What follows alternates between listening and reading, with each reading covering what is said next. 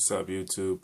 We all had that moment in the cycle when we are on the cusp of greatness, where,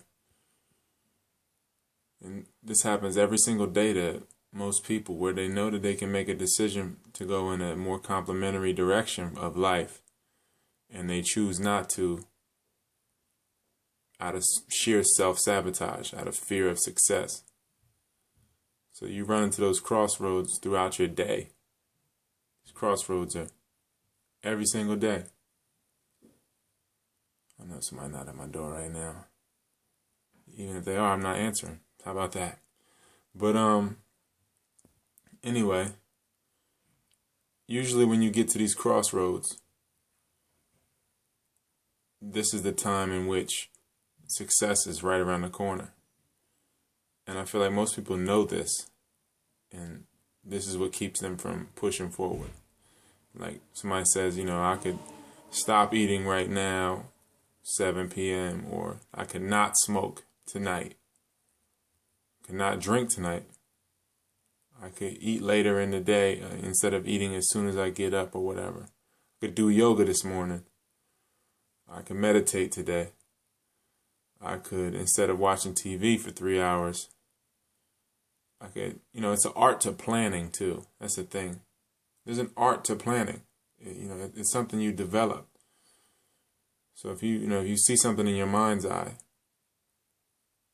then it's something that will be something that you can make manifest. Just because you see it doesn't necessarily mean it will manifest, but if you apply your will in a given direction, if you could see it, then you can make it happen.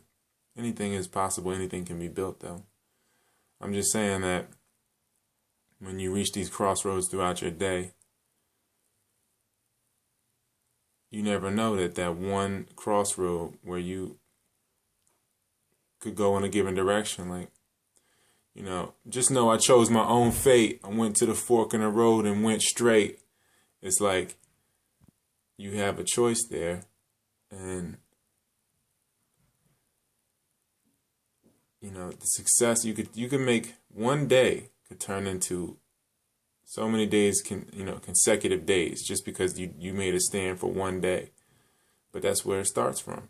It starts from, you might be like, I ain't smoked in 7 hours or whatever. If you just stop right now and don't smoke before you go to bed, wake up, don't smoke that whole day, then a week will pass, and then because you're just winning each moment instead of looking at it as each day, push it off just 5 minutes at a time if you can, and just expand on that. You get into the crossroad every day, and it just takes one time to change the cycle and reverse the energy and go in the other direction with it. So the self-sabotage comes in. Like, there's plenty of things today that could have kept me from hitting the gym on the Super Bowl day. People were like, where are you going to be for the Super Bowl? Like, I'm hitting the gym. I'm trying to play in the next one. I'm not even trying to play. I'm winning the next one. That's where your mind has to be. You can't even have the mentality of anything less than that. Because if you do, then you'll achieve even less than that. Like shoot for the stars type thing. Because that's just the mentality. Any thought against that will battle that, what you're creating.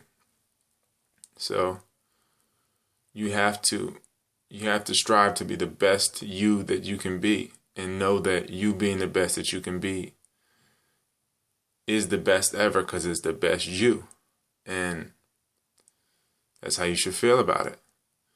So just know that saying no or saying yes, saying, I will work out, or I will eat this instead of that, or I won't do this, one time can turn into years of health and wealth.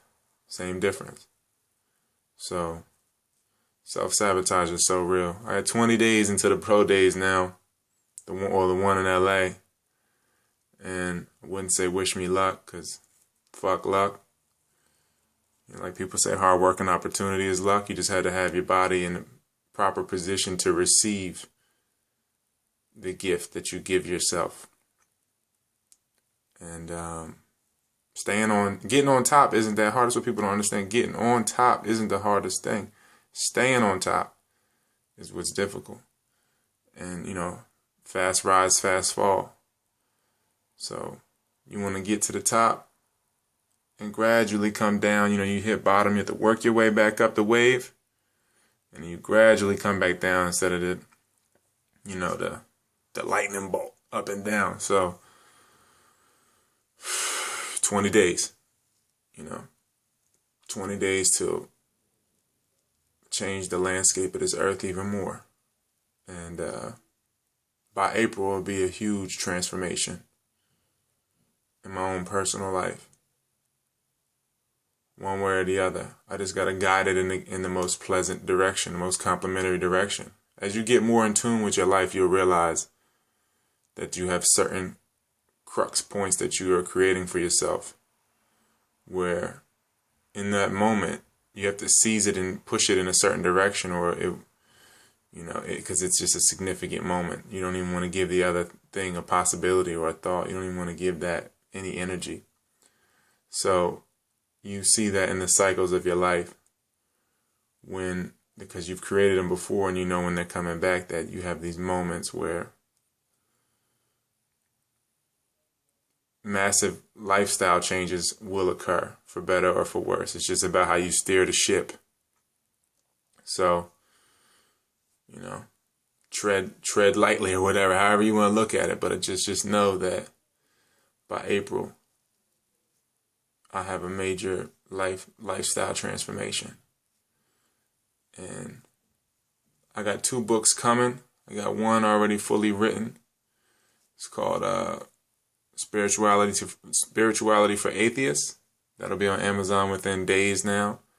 Then I'll have another book coming called The Meantime, talking about what you do between checkpoints in your life. Because again, there are just checkpoints that you are making manifest on your way up the ladder, up the hill, and down the hill. You have checkpoints.